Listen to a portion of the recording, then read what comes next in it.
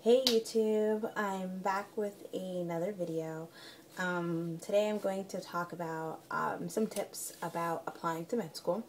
I just submitted my application and I just wanted to go over some things that I wish I knew or just some things that I found helpful. And the first thing is apply early.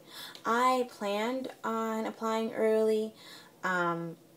But I didn't expect it to take as long as it did to complete the application. Start as early as you can. There are tons of books out there, websites that can help you familiarize yourself with what's going to be on the website. The AMC website as well has information on like the different things that you're going to need to fill out. Just prepare early. It took me a long time to write my personal statement, so that is what stopped me from submitting my application earlier. So just plan ahead so you can send out your application as soon as possible, because it helps you to get in earlier, because you're going to get your interviews earlier. So, one, apply early. The second thing is, when you meet a professor or when you work with somebody or do shadowing or volunteering, once you're done with that process, ask for a letter of recommendation.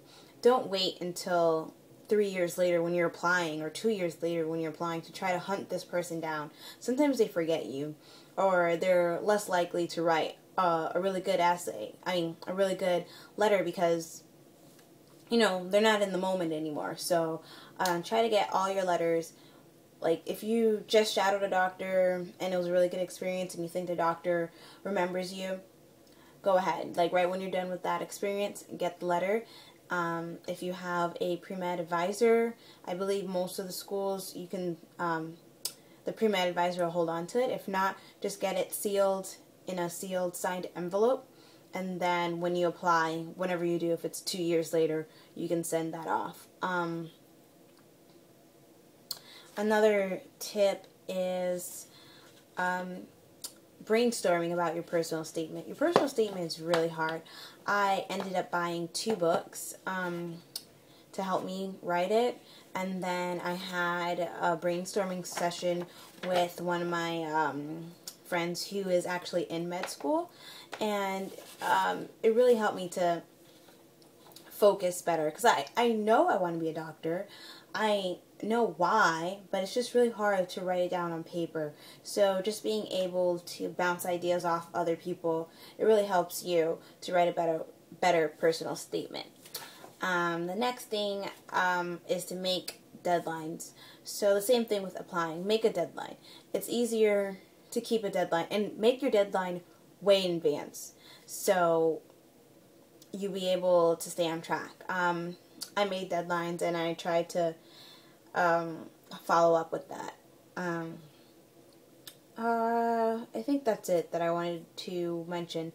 Those were the few things that while I was applying that really helped. Actually, another thing, in the experience section, you can write up to 700 words for each experience, and if it's one of your most valuable experience, you can do, I think, up to 1,000 something.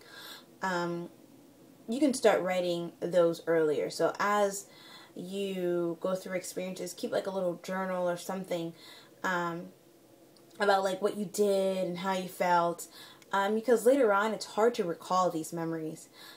So just by keeping a journal, or just like writing after you participate in something, just to help you later on when you have to write your application. And then while you fill it out, you should have your official transcripts with you so you can look at them. And when you're filling out the classes section, you can go through that.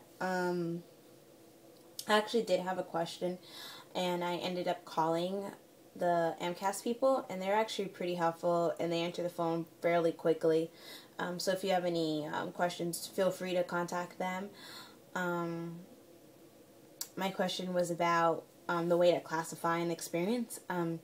It was a research experience, but I got paid for it, so I wasn't too sure what it would go under. So I contacted them, and they told me to put it as paid. Other than that, I would say, were the things that I wanted to talk about today. So, hopefully that was helpful, and stay tuned. Bye.